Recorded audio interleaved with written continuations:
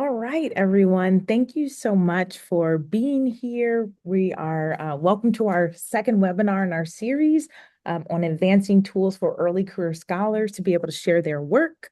You can find a recording of our first webinar and relevant links by clicking the link in the chat. So we're going to drop that in there.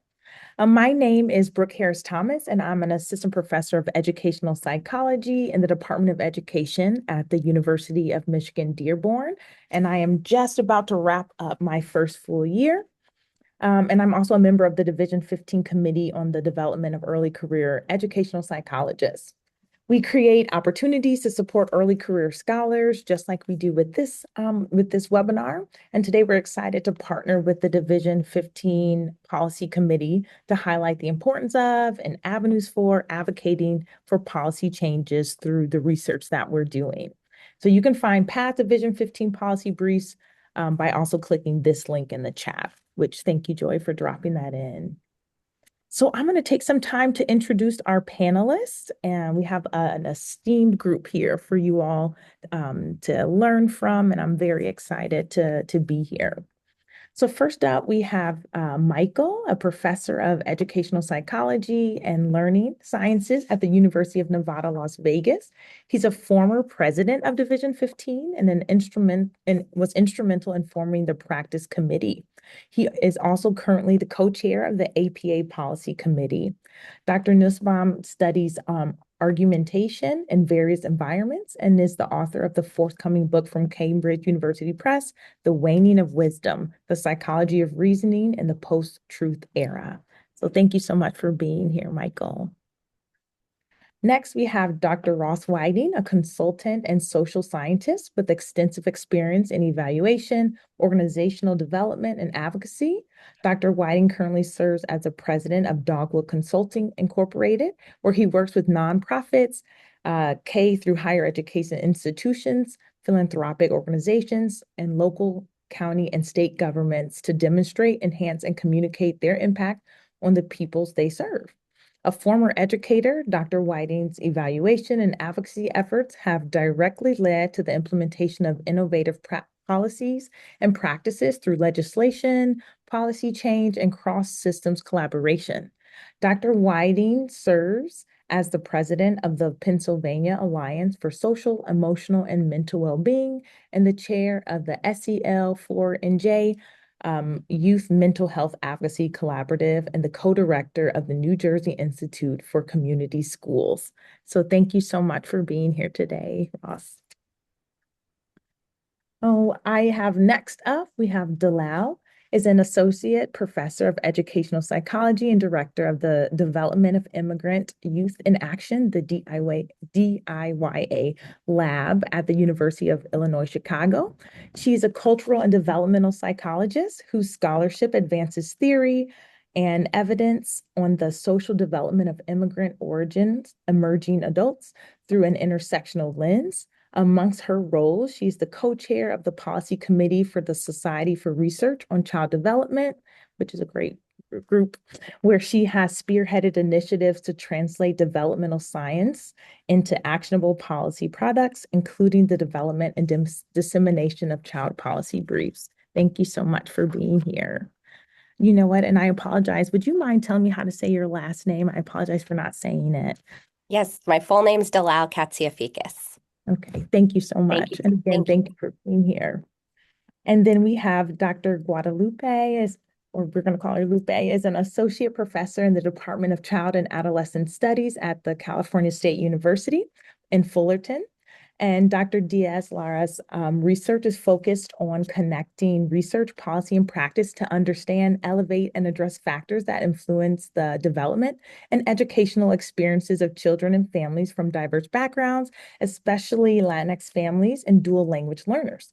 Additionally, her research explores the systemic barriers families experience accessing social services and community resources to support their children and advocate for their families. So again, thank you so much for being here, Lupe. So now we are going to turn to our panelists to learn more about the research to policy pipeline. So please do feel free to drop any questions you have in the chat. And if time permits, we'll be able to ask our panelists some of those questions. We've got Joey monitoring that. So, yeah, so thank you very much for being here.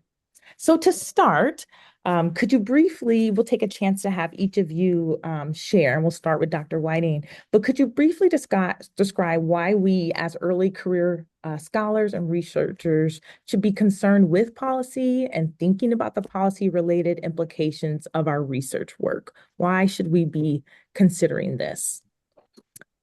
Thank you, Brooke. I appreciate it, and thank you for the very kind welcome. Why should we care about policy?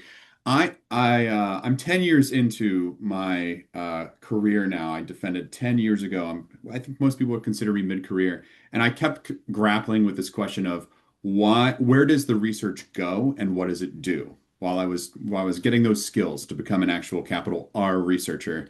And I eventually got to a place where I was working in higher education as a director of research, and a good portion of the work that I was doing was knowledge translation. It was talking to policymakers and legislators as part of a research center at Rutgers University. Through that work, I realized that, we can aggregate a lot of information as researchers and communicate it in ways that are more accessible than we often do for each other.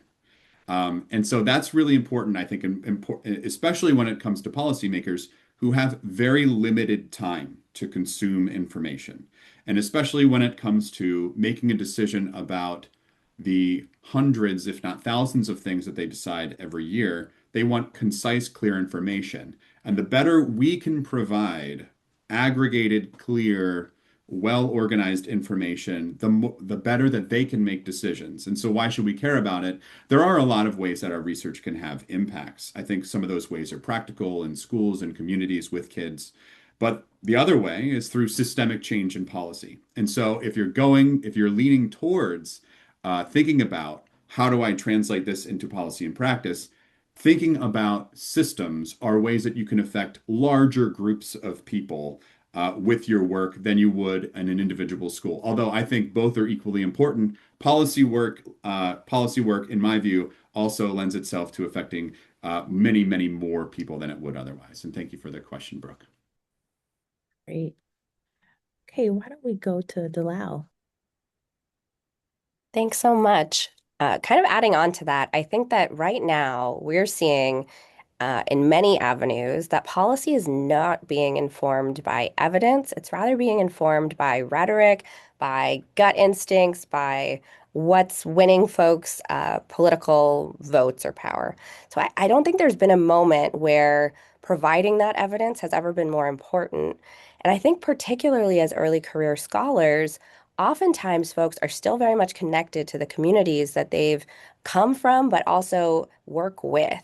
And I think that there is, in some ways, this moral imperative in this moment to really speak to how we as researchers can leverage the tools that we have, that Dr. Whiting just shared, to really speak to not only policymakers, but make sure that community needs are being represented at the table and translated to policymakers in ways that they can potentially hear. So I'll leave it at that. Thanks. Yeah, that's such a great point. Thank you. Michael?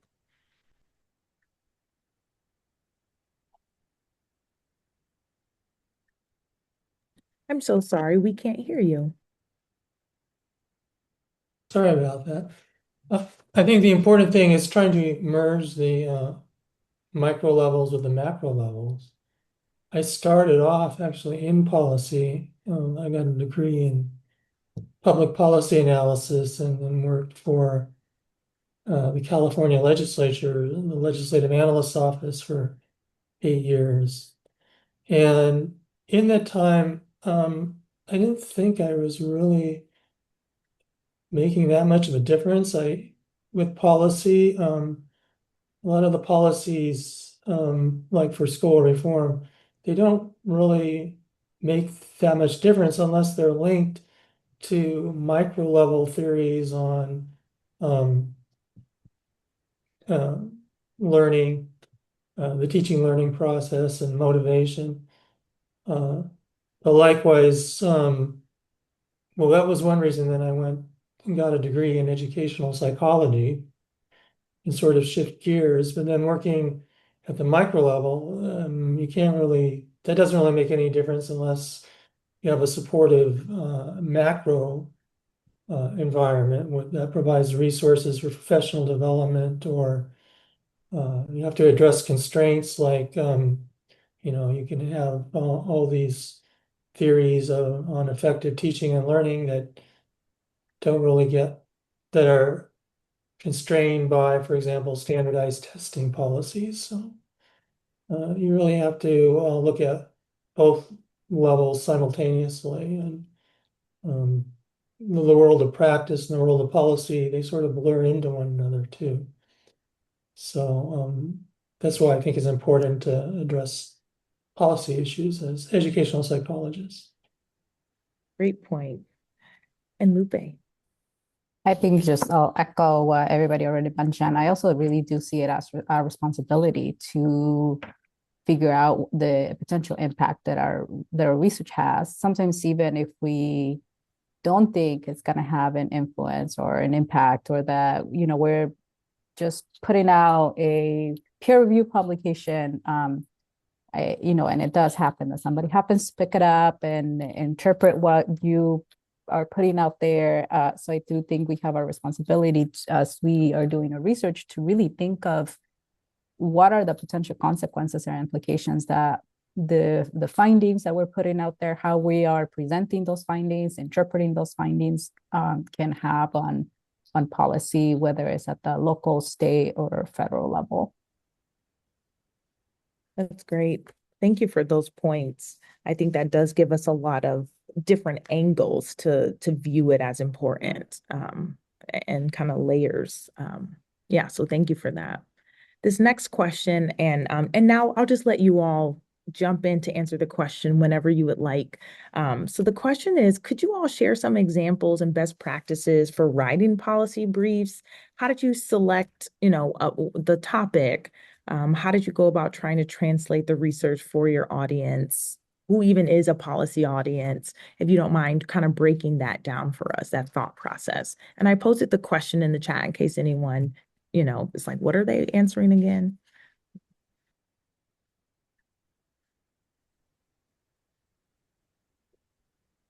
I'm happy to jump in. Lupe and I work together as co-chairs of the SRCD policy committee. So we have a whole process where both members and other kind of entities who are part of SRCD can suggest topics that they'd like to have written into a policy brief. And there's many reasons folks will suggest these topics. One, there's a critical mass of research in this area. Secondly, there's the need in terms of an upcoming decision that's going to be made, or policy relevant kind of event that's going to occur or be debated. And as a committee, we talk about those topics and evaluate whether or not there is enough science behind the claims that we'd like to make. And then the interesting pieces about translating that research to policy really come through with the content area experts, but also as co-authors, Lupe and I have been able to think about how we can best position this work to be taken up by folks who are making these decisions. So thinking about translating for a policy audience is really about not only translating this hard science terms so that it's really accessible to folks, but also thinking about who might use this work and in what ways, and positioning the arguments that you make, or the positioning the science that you provide in a way that will likely be helpful for children and families rather than harmful to them. And Lupe, did you have more you wanted to share? Because I know we work together.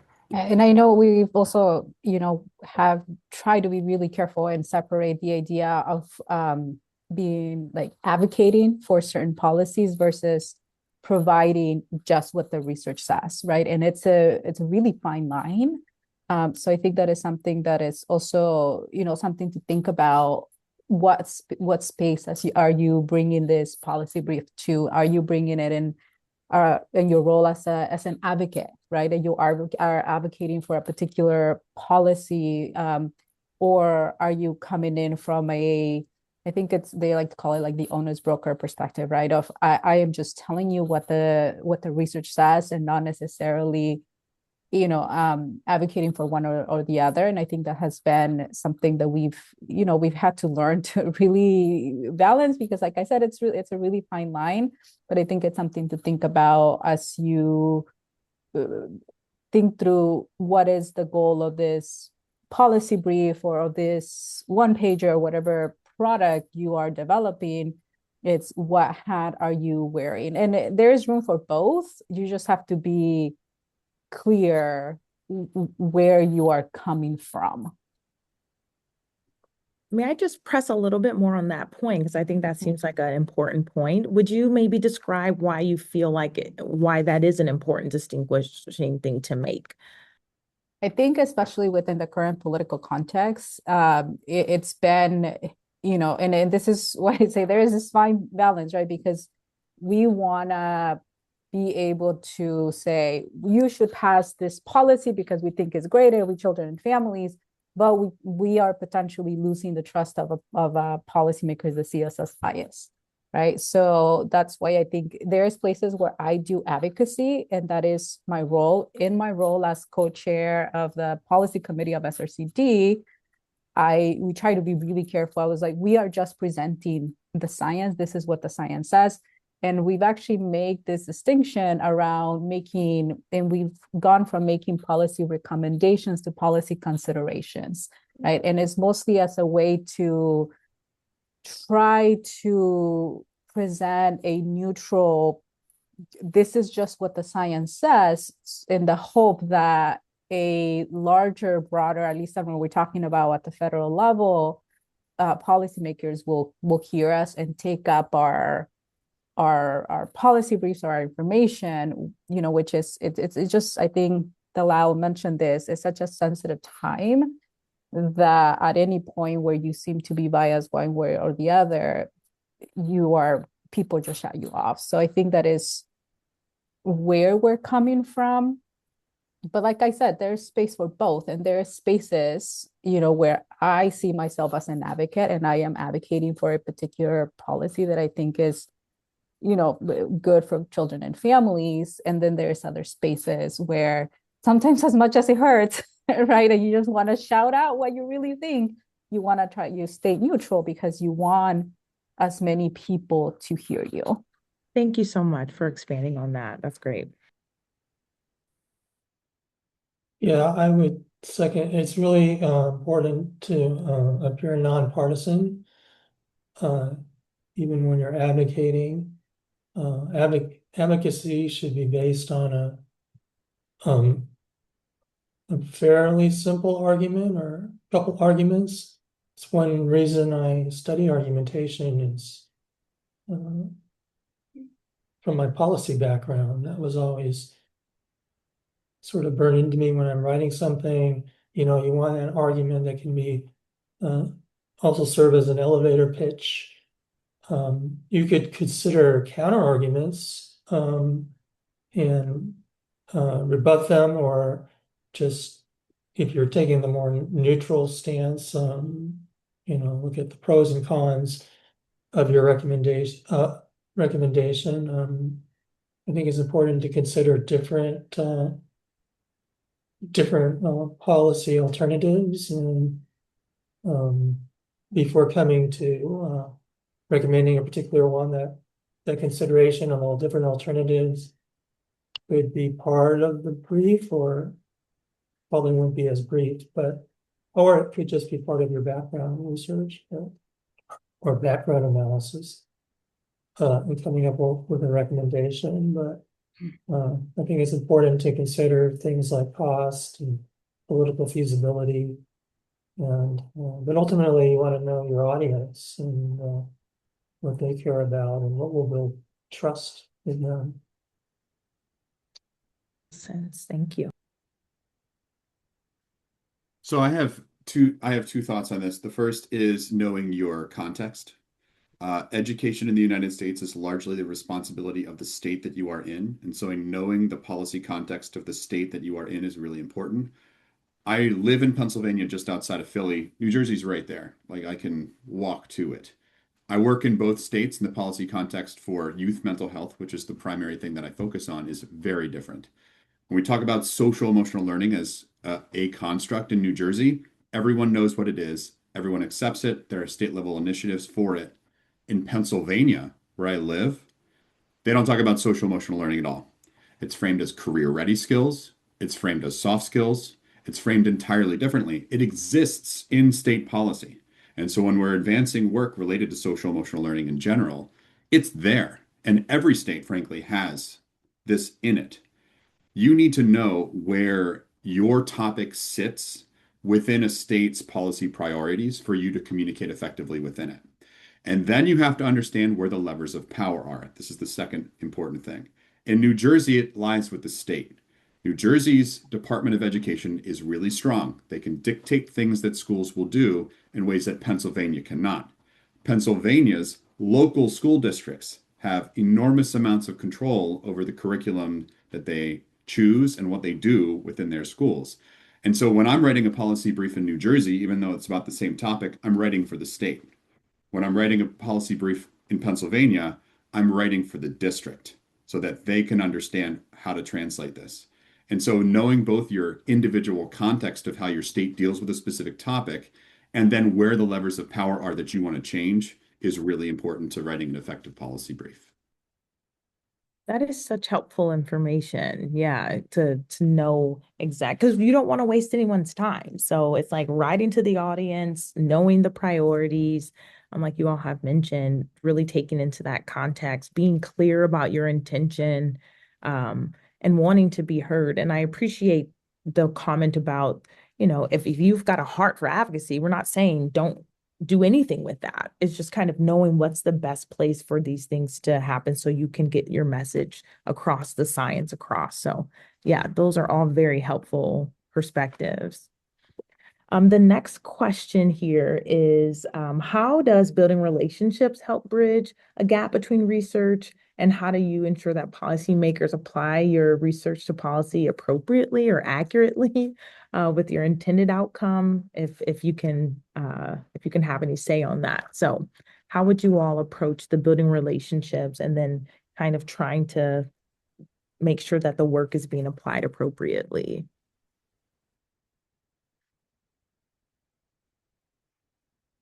I'll jump in here because I think this is the most important thing of all of the things that we're going to talk about today. A relationship with a legislator or policymaker or policy director within some group can get you access to things that you would never even know exist. Committees that you didn't know exist, reporting structures you didn't know exist. And in my experience, most of the people in these positions, legislators, policymakers, policy directors, they want to hear from you. They really do want to know what experts think in these things. And they really have 5 minutes. You really have to be really directed and controlled.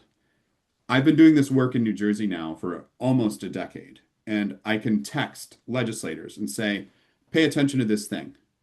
And then they get back thumbs up. And I know based on my relationship with them that they are going to pay attention to that. They're going to give it to a chief of staff, a policy director. They're going to give it to somebody. They're going to look at it, and someone's going to get back to me and say, give us more information about this thing. In Pennsylvania, I'm much newer at this. I've been here 2 years, and so I know fewer people, but I'm finding it's the same deal. Once you have some people who really value your expertise in the way that you frame information, they will rely on you for things in the field.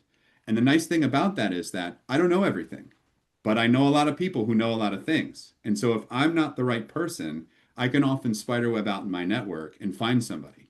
They really do want to hear from you.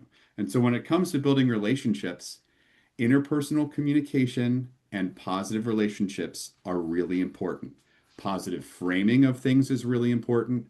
Framing things in ways people understand is really important. And even if you don't agree, I deal with both parties in both of these states. Even if I don't agree with the ideological considerations of the people I'm talking to, I want to put it in ways that they understand it so that they're less scared of it and more likely to act on it, or be less obstructionist when it comes time to act. I want to emphasize the importance of being comfortable saying, you know what, I don't know, let me reach out to my network. And I think sometimes there is this pressure, especially as you start developing relationship, to feel like you need to know everything.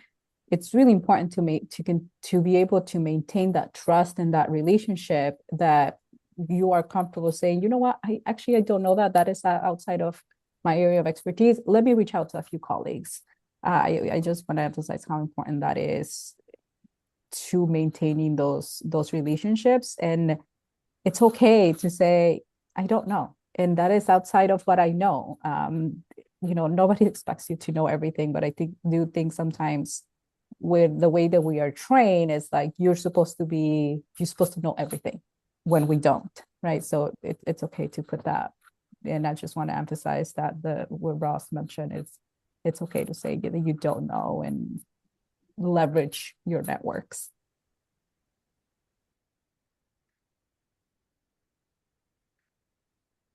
I think I'll add on that thinking about the relational component is so important. It's actually where the evidence lies that policy change occurs. And it occurs because of relationships, not because you're writing the thing and blasting it out there, but because you're getting it into the hands of someone that you have a relationship with. And as an early career scholar, it can feel difficult to reach out to folks, especially based on our own social positions. But thinking about how some of the professional organizations can broker those relationships. SRCD is really building ways for legislators to hear from members who are researchers, scholars. At the same time, that relationship goes two ways. So asking not only policymakers, but advocates or advocacy orgs, what information do you need in order to make the decisions you're making or to advocate on behalf of the populations you're working with? And they'll often point to what I really need is X, Y, and Z. So being able to think about being nimble in those ways of not only responding to the moment of what's happening sociopolitically, but what is happening for the relationships that you're building and what folks are asking for in order to make the decisions that impact the lives of so many folks. Hey, Yeah, you go ahead, Mike. oh yeah, I would just, second everything that's been said. Relationships are really important. Um, Building them is not my strong suit, and part of that is because my time's so limited. But it really helps advance your research agenda, and ability to make an impact. It's really important to spend at least some time on relationship building. And then, of course, you also asked about the evaluation, or are people using the research appropriately, which is a really good question because it often isn't. But that's just you can do they can be both formal program evaluations or informal ones, just talking to people. But that policies are shaped not just by the laws or the regulations or what, but also how they're implemented. So that could actually become part of your research agenda. Great point. This is like maybe taking like a little bit of a step back, but it kind of aligns with one of the questions there. But what are some of the ways that you all have even developed or started those relationships? So I heard, Dalal, you were saying that through SRCD, they're like helping to broker some of those relationships. So I'm just thinking about the researcher who's starting out. What are maybe some additional ways that people can even, is it okay to cold call? Are we sending emails? What are some of those practical ways to get started with that? I started with local organizations. I think when we think policy, we always think federal policy. I think there is a lot that happens at the local level, and sometimes those relationships are easier to start. I spent a lot of time out in the communities with our organizations, and I try to make sure that that it's a collaborative relationship where I'm here to serve as a resource if you need it, because especially within minoritized communities and the communities I work with, there is a distrust of research, right? Because research has been harmful to minoritized communities, to our community. So there is a level of distrust. And I think it's really important that you spend the time building and fostering those relationships, and them knowing that there is a trust there, that you could serve as a resource, that you are not there just to take from them, but also to, go back and inform. So every time we do a research study, we always go back to the community and share our findings with them. And then, they use them in their own work. So I think starting with like a local organization, it's a little easier to build those relationships, but it's really important that you actually spend the time in there getting to know the community, and it doesn't feel like you're just there to take, and acknowledge that research has done a lot of harm to minoritized communities, and the impact of the harm is still being felt. So you really have to be cautious of that. Yeah, thank you for that recommendation. Yeah. Like, One thing the Division 15 has that I initiated, not just the policy committee, but we also have a sort of an adjunct organization of state policy liaisons, which you all could, or some of you could consider acting as a state liaison. And the role of the liaison was initially to disseminate briefs to important stakeholders, but we're trying to develop the role of the liaison a little more, and I could see that as being sort of a opening wedge to maybe develop some of those relationships with state policymakers and their staff, especially if some are respond to, or you can say you're there to offer information and to answer questions. yeah, exactly.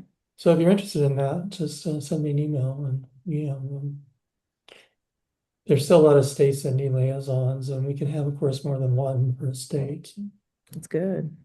Thank you.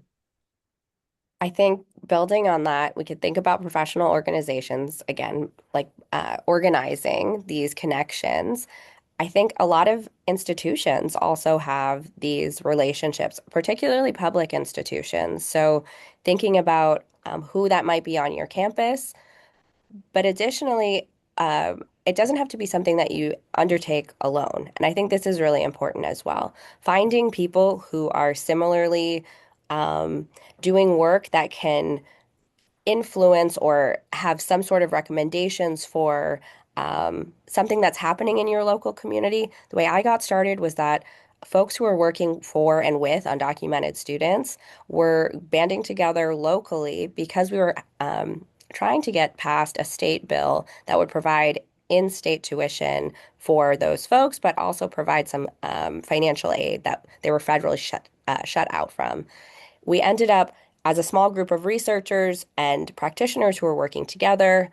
We then connected with local lawmakers. But in order for that bill to pass, we had to build a coalition of folks who were not just focused on this specific issue, but had other stakes in financial aid. So I think building relationships not only with the direct folks who are making change, but those who are like-minded and can kind of build these coalitions can be a really powerful tool when you're just starting out. That's another great lever. Yeah. Great point. So one final idea just to throw out there. Get to know your local rep. Figure out like who they are and what kind of bills they support and what their priorities are. And even if they don't have expertise in the thing that you're interested in, they will know who in the legislature is if they've been in for a little bit. If they're new, they probably won't have all that information.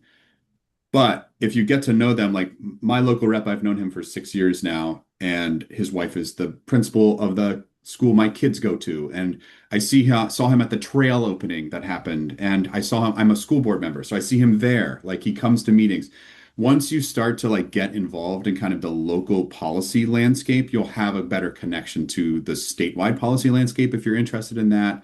And then through that, I've even gotten connected with our congresswoman, who now I can text her chief of staff and be like, hey, do you know anything about this bill? Who's interested? Like, what is, and I get a little bit more information than I would otherwise. And so if you start local and you have amenable reps who will try to feed you information, that's a good place to be. Yeah, that is a great recommendation. Those all feel very like accessible to be able to start doing that. Thank you. Our next question is, what are some, from you all's perspectives, what are some of the misconceptions about policy briefs? Or what are things you think others should know just about policy briefs as you think about writing successful ones or ones that are truly helpful? I think the real value of policy briefs lies in the relationships of how you can get them into the hands of folks. So just the act of writing a policy brief may not impact the policies that you have in mind unless you really work towards those relationships. So I think that's one of the misconceptions. I also think that more and more so, policy is not being made by evidence. So thinking about you might lay out the state of the evidence in this beautiful way, and folks may or may not take that up. So we always try to consider what harm could potentially be done with these policy briefs by someone who's maybe has very different goals than we do about child and family well-being. So how do we, I think one of the misconceptions is that you can write something that will not only influence policy positively or be aligned with your policy, but that the work that you do could be used to cause greater harm to communities and families and children, and really considering that as you're putting it together. What a good reminder, just to be your own devil's advocate kind of for like trying to determine that. Yeah, thank you for that. I think the other piece, and I don't know, is that they are meant to be brief. They are meant to be like 2 pages, and that takes a lot of practice, right? So I think sometimes it's like write a policy brief, and you think you're supposed to just do it. I've been writing briefs probably about 10 years now, and I feel like every time I write one, I learn something new on the process. So it takes a lot of practice, and you have to practice and do it. I kind of know that, you might send it to somebody and they might return it to you and be like, take all this stuff out, this doesn't matter, and all of that. I think, to kind of Dalal's point on the harm, I think at some point you also have to know where your values are. There has been times where we've been asked, like, can you write a policy brief on this? And we were like, absolutely not. Right. So as much as, yes, you want to be an honest broker, you want to be nonpartisan, you also have to know where your values lie. And there's been times where we've been asked, why don't we write about this? We think, and we just said, no, we are not doing that. We don't believe in that. We just can't. And this was around, the idea was throwing on writing a brief on, I don't even know. It was like how to have a developmentally appropriate detention center for children. And we were like, absolutely not. Like, there is no ethical way to separate children from their families, or how you could have is like, I don't know. So it was just, and it's still, if you could see, I'm still having a hard time processing like how that, how to put it in a way that we were like, I don't even think we knew how to respond. But you do have to know where, and that's, at least for us, though, like an extreme example, but you do have to know where your values lie and where the line is for you. And you don't have to write a policy brief about everything, right? You want to be really intentional on what, just like we have to be intentional about the research that we put out there, is the same thing with policy briefs. You got to be intentional on what you're putting up there. Yeah. You should also, when writing a brief, it should be contained in 2 pages. So you just want to put in enough background that's needed to make your argument and make it understandable. to document the problem and why it's a problem is harmful and significant. Some can be just like a little longer. I know if the intent, for example, for sending something to the state legislature or state legislators is their interest is in writing a bill, you want probably to make it a little longer and have more analysis and more details of to help them design legislation. So and you could have both, a 2-page brief and then somewhat longer paper. But well, I have the floor, yeah. So the Division 15 Policy Committee, we're soliciting proposals for briefs. So the proposal doesn't have to be very long. And then we'll select the best one or two, but they're due at the end of the month. So you might want to consider submitting something.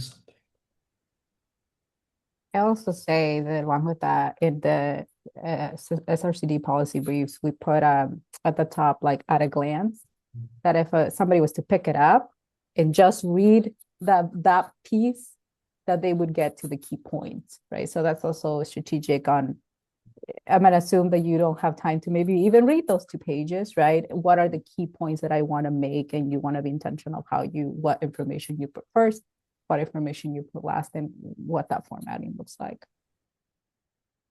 Lupe, that's perfect. This is an excellent segue into the key messaging that you want to communicate. I use multiple tools. I will write a full technical report. I will write a technical summary that is somewhere around 4 pages, and then I will write a policy brief.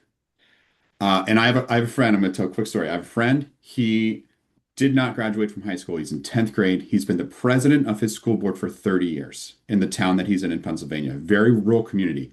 One of the smartest people I've ever met. And I've worked with him a bunch in his school district now.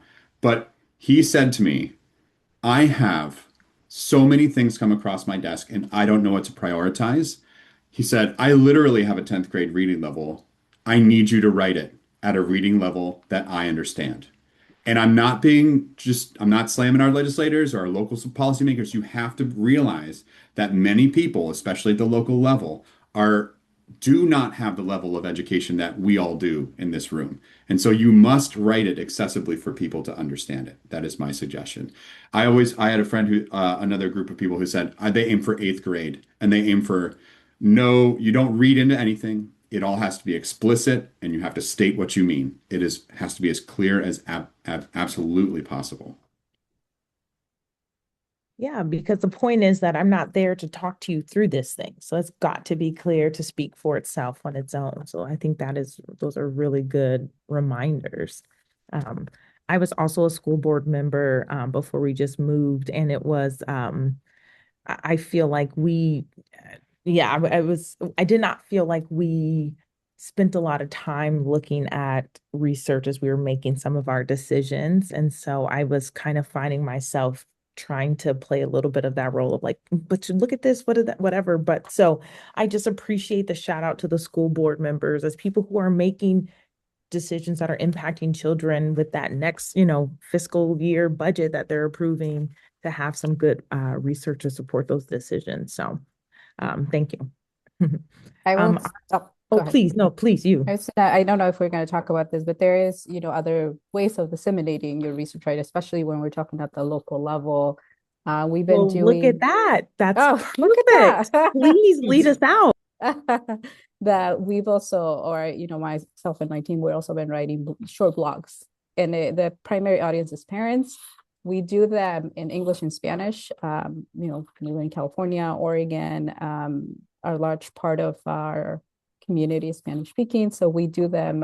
They're very short blogs that talk about the research that we're doing, potential implications. We've also been using podcasts. There is local podcasts that and this is a way to also make research accessible for communities that often might not have access to that research, but they are serving on school boards or local or like school parent organizations or things like that. So we've been really also trying to use or leverage other avenues, like, you know, the different podcasts and multiple languages, or writing these really short blogs. And, you know, if the policy brief is brief, the blogs even shorter.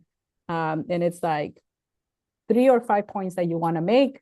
Here it is, no jargon, no terminology, just get to the point. So it's, you know, we also can think about, you know, other venues, and, you know, how also younger, you know, generations are consuming information, and how we can leverage that as well. Great points. I'm just going to take a moment to read out the question for everyone. But so the last question we kind of have structured here is, how do you recommend disseminating your policy briefs? Or you could even think of like work research that is relevant for policy. And what are some creative ways of disseminating findings just beyond briefs? So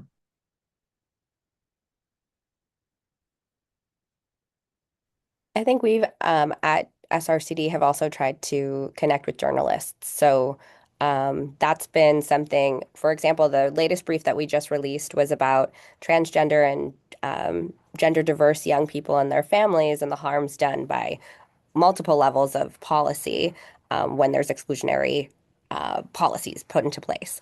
So we're connecting with a consortium of LGBTQ journalists who are covering these stories, but are often getting the details of what's happening in the latest science wrong. So thinking about affecting policy change by working with who's kind of shaping narratives or who's reporting out what's happening is another way to do that.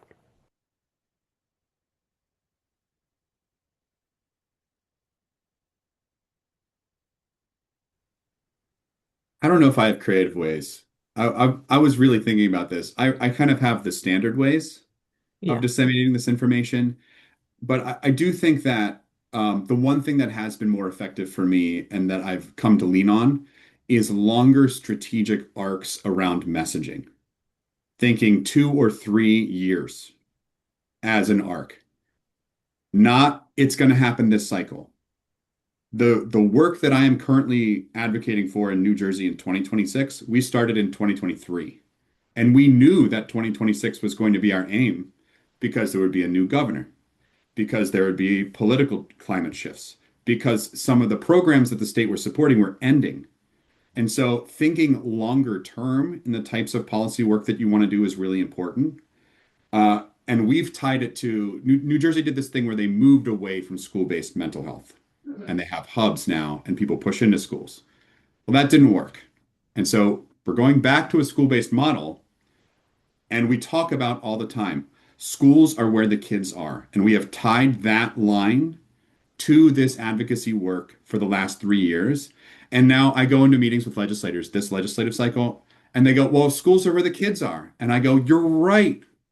Look at that. You're correct. Schools are where the kids are. And it's my right. own messaging coming back to me over a long period of time. That's so good. Can I add just one resource? Dalal mentioned this. I find doing interviews with journalists really intimidating and scary. If you're at a public university, they will provide training for you, or at least some resources for you on how to do some interviews with media. So just as a resource that you can, if you're at a public institution, you can access, that I have found really helpful, that has really helped me at least be a little bit less intimidating by, you know, if when you get a random email that is like, hey, I saw this thing that you did, you have time for, like, you know, an interview. If you do get those emails, answer them quickly though, because they are also on deadline. And if you answer them 2 days later, it's too late. So just another thing to consider. Such a great point.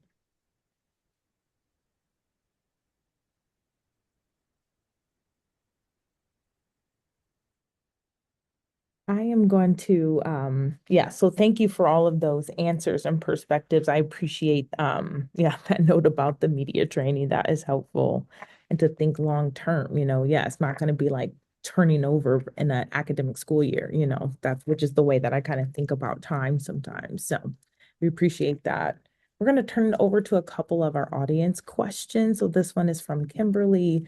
And I feel like we've talked about points of this, but just to ask it explicitly, are there other ways, or what are some of the ways that you might recommend researchers kind of finding out their contacts as pertains to their individual state, and where and how they can maybe determine where the levers of power are, what's kind of going to make the most maybe impact?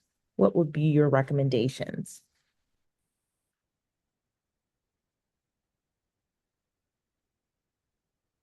Just to add to, I wrote a response, but I'll add to that.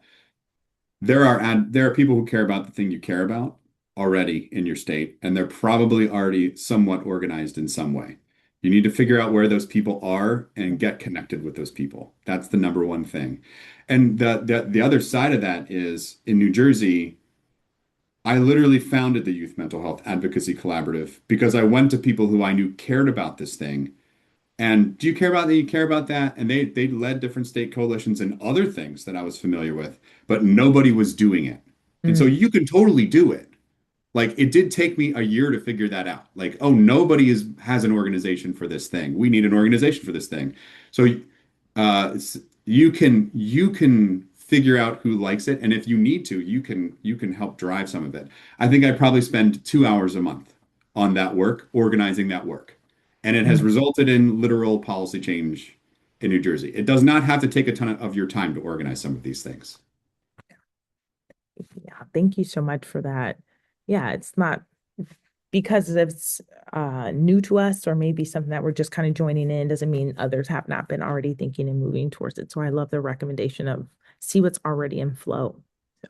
So it's maybe silly, but I Google bilingual associations in California, and California Association of Bilingual Educators came up, and I sent an email to their outreach person, and I was like, "Hey, I'm Yeah. new to the California. I would love to connect." And I got a lot of like unanswered emails, but they came out. I have a great relationship with lots of local organizations. I also just connected with other colleagues at my institution, Mm, and mhm. asked and learned about their work. For my postdoc, my mentor gave me a task. I had to meet with somebody different every month. And I happened to meet with somebody that was like, oh, I know a faculty at another university who's looking for help to do this particular thing, right? So also leverage what the faculty or the colleagues that you might already have at your institution. So that's two things, but you'll be surprised what comes out of Google, just Googling what your organization is. Yeah. I also join listservs to stay up to date as around what's going on around the budget with California, that I can then read different reports. Mhm. And because they're also strategic, they also give you like at a glance. So if you don't have time to read the entire report, those also can provide you some summary. So those are just some ideas that can help you get started. Yeah. Great.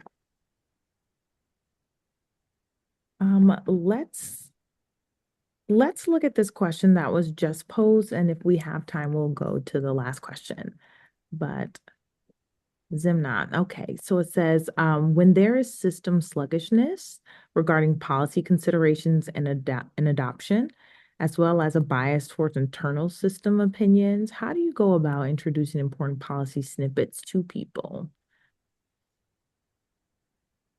Thoughts about that?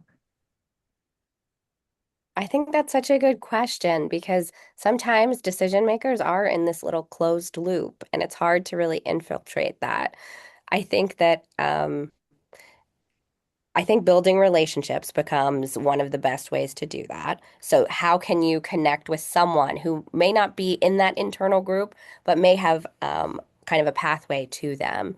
You could also think about if, and I'm not completely sure about the policy context, but if there are spaces, even locally, to voice considerations or public comment, there are ways that some of that incremental changes can happen from outside. But I would also say the power really lies often in community organizations when that's the case. So joining with communities who and organizations who have been doing work to make social policy change happen and connecting with them to see what are the kind of priorities or the increments that we can try to move the needle if there is both sluggishness and this kind of insular nature of how decision making is happening. Yeah, thank you. I would say we have time for one more comment. So yeah, Ross, that's perfect. If we're lucky, careers are long. And you have your entire career to put pressure on policymakers however you can. And I was recommended early on, there are some things that will work and some things that won't work. You can care about something and it can be the right thing to do, and you still may not get traction in that area. But if you are thinking longer term, if you are making connections, if you are building relationships, if you are communicating effectively, I have found that over years, it's not months, it's not immediate. Over years, you will get to policy change. It takes a long time. Policy is not a quick, easy thing. Thank you, Brooke. Absolutely. Yeah. Thank you again for those answers. Well, you all, time has come to an end, but I feel like I would want to ask even more questions and things. But this has been so practical, very helpful. I feel like I have a new kind of more nuanced and dimensional perspective about what policy work and looking at how research can support that looks like. And so I'm very appreciative. So thank you so very much. We wanted to just encourage everyone that if to join us for our very last webinar that we have coming up on May 5th. And we're going to be talking about, we're partnering with the Division 15 Public Outreach Committee to talk about sharing research with the public. So which is like just another extension of translating this work. And so we have our panelists that will be coming and sharing with us here on the screen. And so you can register for the event by using the QR code on the screen, or we'll be pasting the registration link in the chat. So again, we really appreciate everyone coming out for the questions you're asking. And again, to our panelists, thank you so much for sharing your wisdom and your ideas and perspectives with us. We really appreciate it. So thank you again, everyone. Thank you so much. Thank you. Thank you. Thank you. First. Yes. Thank you. You done well.